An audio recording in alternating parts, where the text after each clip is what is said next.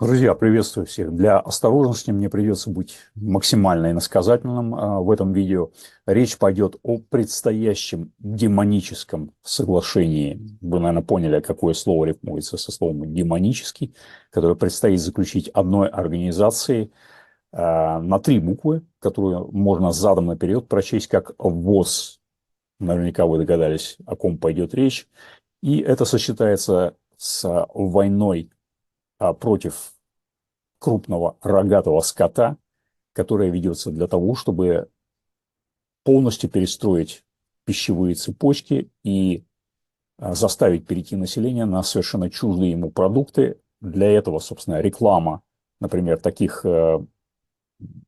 продуктов, которые не приносят никакой питательной ценности человеческому организму, типа сериалы, так называемые, корнфлексы, хлопья и так далее, которые внедряет Kellogg's, и на данный момент компания Kellogg's лоббирует новый законопроект в Конгрессе Соединенных Штатов, чтобы позволить им продавать их хлопья в школах, и навязывают нам подобные диеты, и все это делается параллельно с заявлениями о распространяющемся насморке птичек. Наверное, вы поняли, о какой хвори идет речь, потому что полностью я произнести здесь не могу. И оказывается, эта птичья хворь, она распространяется также на коров. Оказывается, каждый пятый образец розничного молока дал результат, положительный результат на вот этот птичий насморк.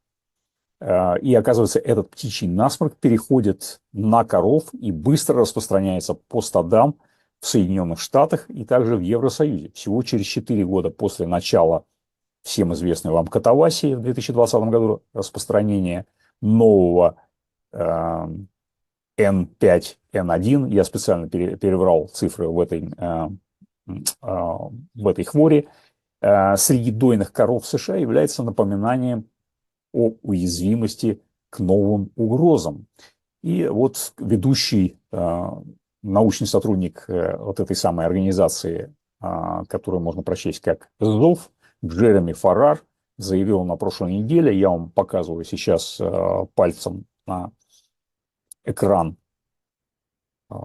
рядом с моей головой, где он выступает и рассказывает о том, что риск передачи людям вот этого нового вида птичьего насморка через коров вызывает огромную обеспокоенность. Он, оказывается, достаточно редко передается людям, но когда передается, приводит к летальным исходам. И по данным организации ЗОВ, уровень смертности среди людей с 2003 года составляет аж целых 52%. И кого же обвиняют в переносе? Обвиняют в переносе коров. И, естественно, самые главные жертвы этого насморка становятся курочки, которых в составе 33 миллиардов штук гражданин с инициалами БГ в очках, не Борис Гребенщиков, пытается провести кампанию массовой перфорации для того, чтобы они больше не болели. Таким образом, в распространении вот этого насморка обвиняются коровы, которых, естественно, будут, скорее всего, уничтожать, потому что в прошлом стада, которые подверглись, так сказать, риску заражения, они были уничтожены. Естественно, все это ведет сразу автоматически к повышению цен на говядину, автоматически тянет за собой и остальные цены на остальное мясо, будь то свинина и курятина, и, естественно, при этом будут также уничтожаться поголовье птиц. И вы это знаете по предыдущим годам, когда, скажем, были вспышки вот этого самого насморка, уничтожались поголовье этих кормовых птиц миллионами, буквально миллионами. Это 2003 год, это 2008-2009 год.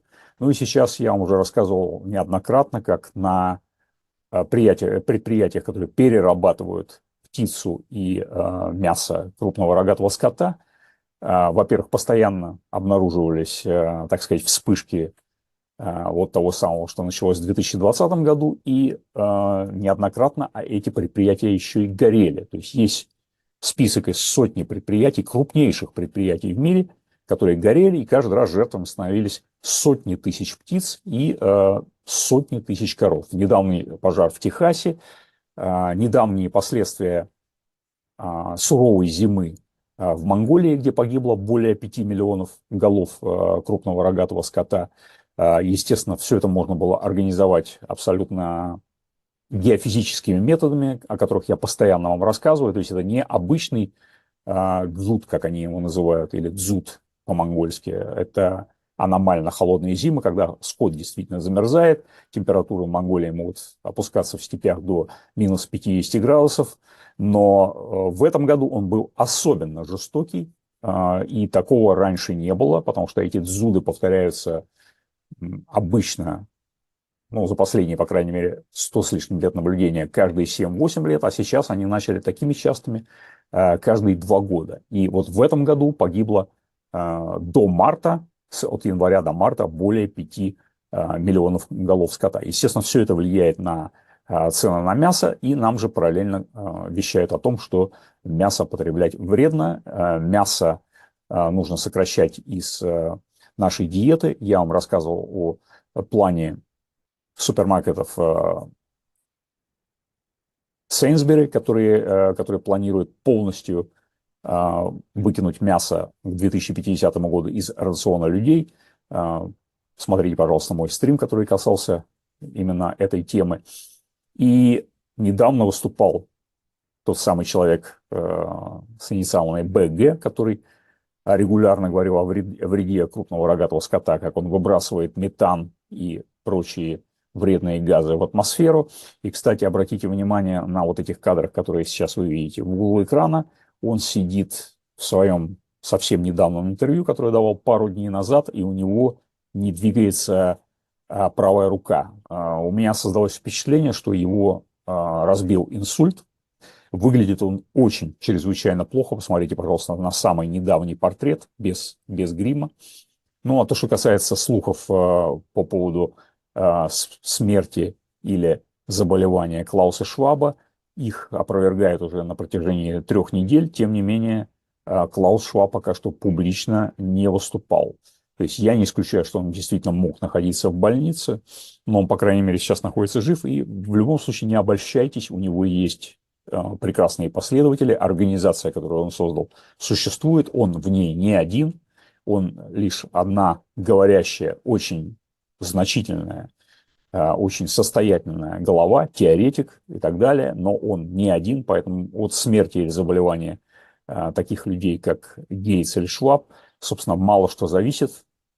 У Гейтса есть тоже продолжатели, у него есть дети уже взрослые, которые тоже могут продолжить его дело. И в конце концов у него есть бывшая жена Мелинда, которая тоже может продолжать его дело и будет являться, скорее всего, тоже частичной наследницей его фонда Билла и Мелинды Гейтс.